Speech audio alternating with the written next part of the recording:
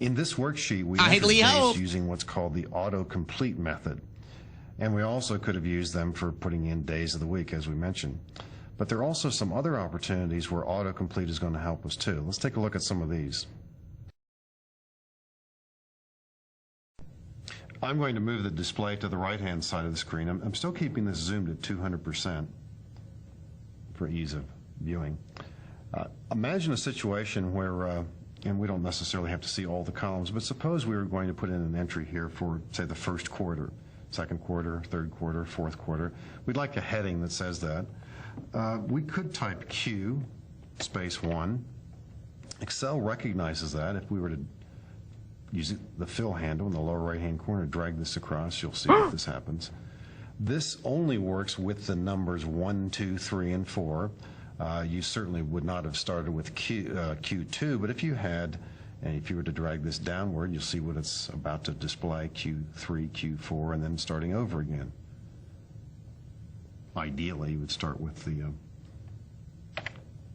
Q and the number 1. This also works in the reverse way. 1 space Q would also work. And dragging that down or to the right, I'll drag it across again. Same kind of look this way. The letters Q2, QTR used either in the same manner, preceding or following the number 1. Creates, I'll drag it down this time, shows you a similar series. And also the word quarter. Again, logic says we start with the number 1, but start with any of the 4 numbers. The word, or the ordinal, 1ST would also work. And by the way, that works with anything, any of the ordinals.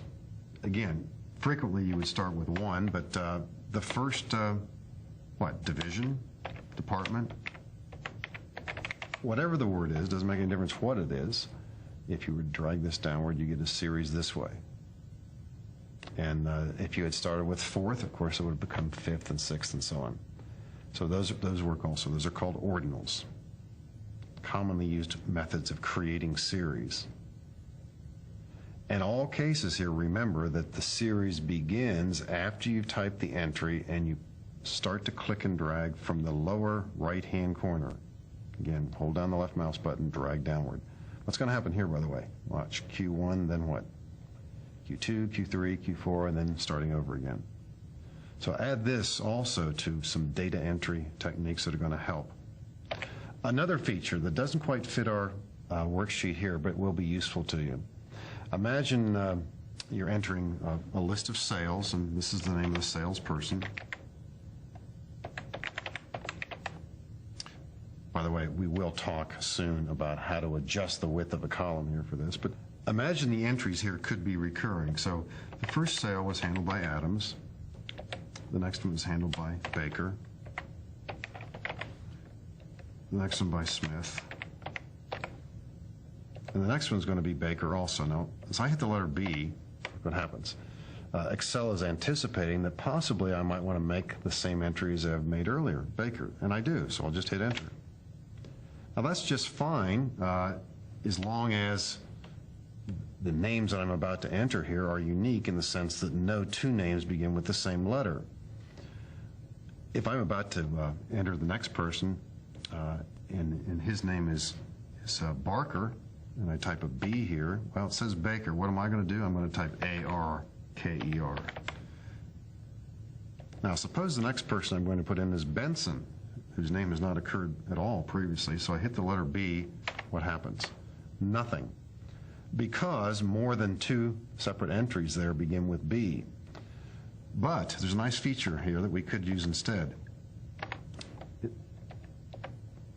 If I, at this stage, I'm ready to make an entry, and let's suppose it is one of those B entries. So instead of typing B, I'm going to use Alt down arrow on the keyboard. Alt down arrow displays the list of previous entries. And so I really did want to enter Baker, so I'll do that. In fact, from now on, and again, notice how ideally this would work in situations where you've got repeat entries. Now, if I put in Jones here, it certainly didn't suggest anything. I'll hit enter. But from now on, when I hit Alt down arrow, I do see a list of previous entries. Now, as the list grows and grows, this could become inefficient, but if I hit Alt down arrow and use my arrow keys, I can pick whichever name I want, hit Enter, down arrow, on to the next cell. That's called autocomplete, another variation of what we call autocomplete. It's going to help data entry. In this section, we talked about how to enter data into your worksheet. We talked about the basic difference between text, values, and dates. Values and dates automatically appear aligned on the right-hand side of cells. Text automatically appears aligned on the left-hand side of cells. We talked about how to erase cell content and also how to edit the content of cells, either by changing characters or words. And we also talked about some techniques for filling in cells rapidly, using autocomplete techniques for entering months, days of the week, quarters, and so on.